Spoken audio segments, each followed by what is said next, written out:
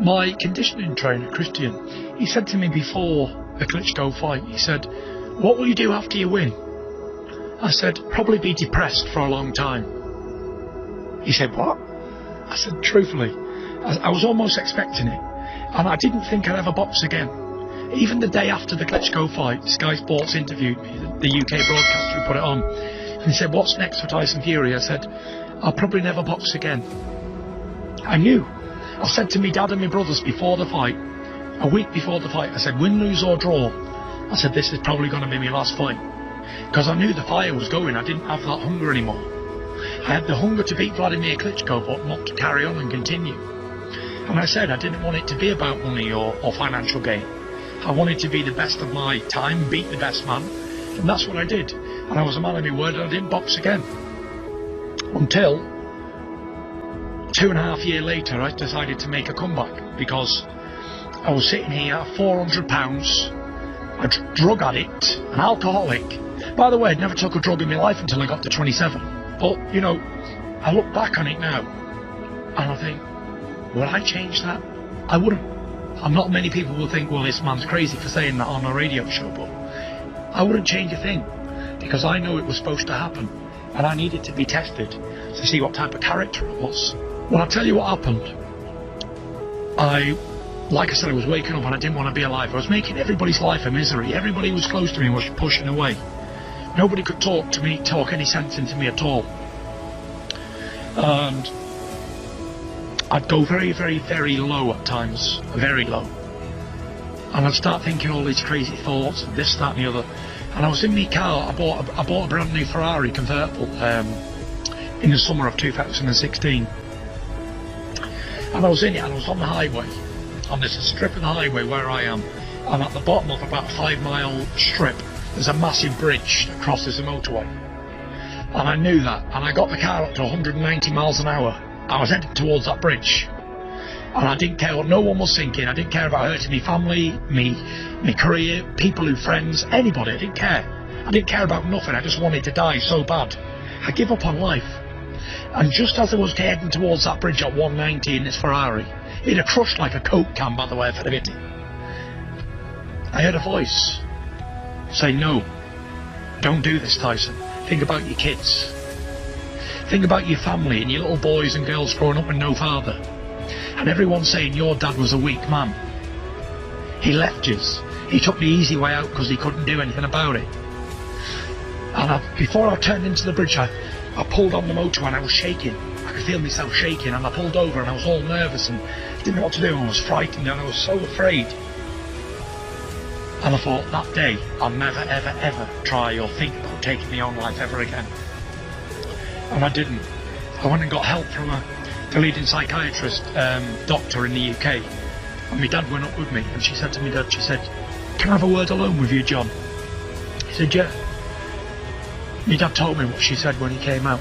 She said, "He is not to be trusted alone. He's an imminent death risk." That's the highest level of suicide risk that she'd ever assisted. And she said, without his faith, he would have been dead a long time ago.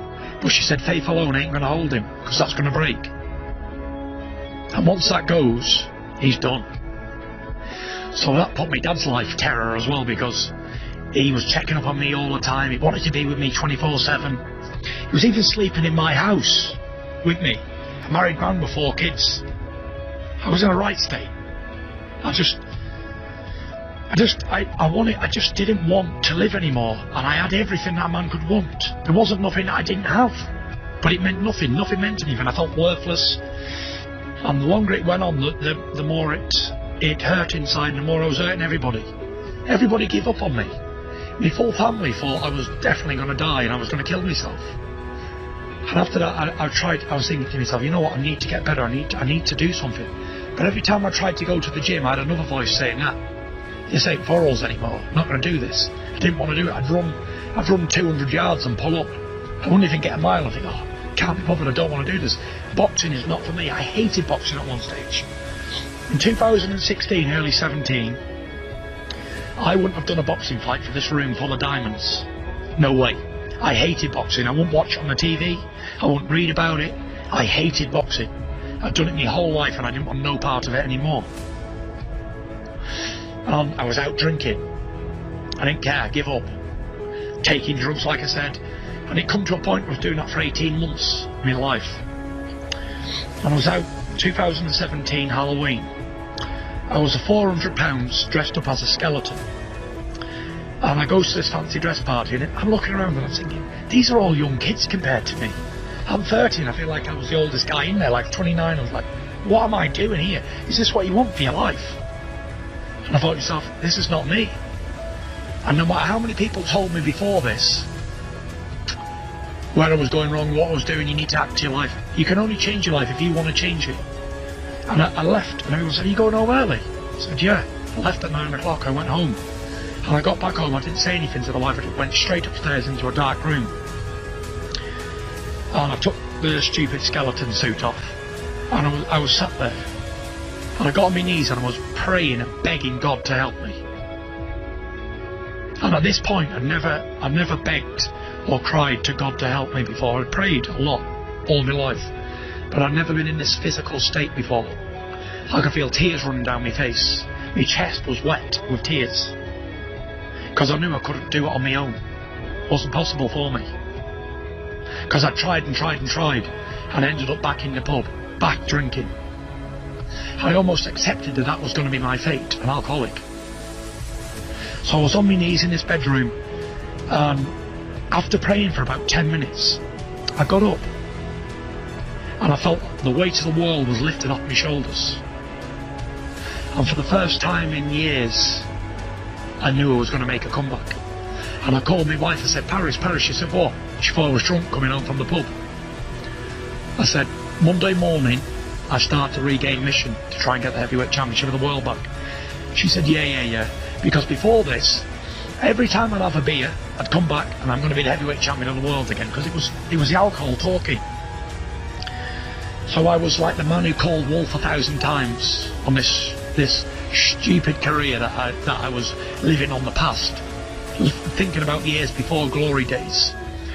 And after this prayer I got up, I said, right, this is going to be it. She didn't believe me 1 second. But even when I speak to her now, she says, that night you told me that, she said, I hear a difference in your voice. Something happened.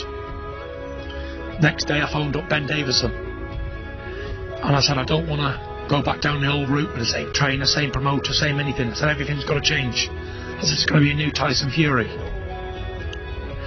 And we called it Return of the Mac Mission. And as I went out that morning, after phoning Ben and arranging everything, I went out for a run in my sweatsuit. I had ambitions of running 2 miles. I got about 5 minutes into the run and stopped. And I walked. And while I was walking, I thought, I can't run, I'm too fat, 400 pounds. But I thought, I'm going to walk, I'm going to get out and walk. While I was walking, I was flicking through on my phone on Instagram. And I see this video of Deontay Wilder saying, yeah, Tyson Fury's finally done that, because the week before I'd been at a boxing show in Manchester or something, and the press took a picture of me and it was like everywhere, this big, fat, out of shape, ugly, bald-headed, bearded, white as a sheet man. I was like, a state. And he'd done this video, yeah, after seeing this evidence of Tyson Fury, I finally know he's finished. He can never come back, and even if I would have fought him in his heyday, I'd have knocked him out. And before that he was talking about Mike Tyson, how he'd knocked Mike Tyson out in a round. And I thought to myself, that's very disrespectful to talk about someone who's not even from your era and wanting to fight them and all that sort of stuff, but there's no possible chance. So I thought to myself, you know what, if I ever do fight you, I'm going to give it you for that reason. And then when I saw this other video of him saying the things about me and that I couldn't come back, and it gave me that much more motivation to return, just so I can beat Deontay Wilder. I said, but if I wasn't crazy, I wouldn't be great. And I went over there and outboxed him.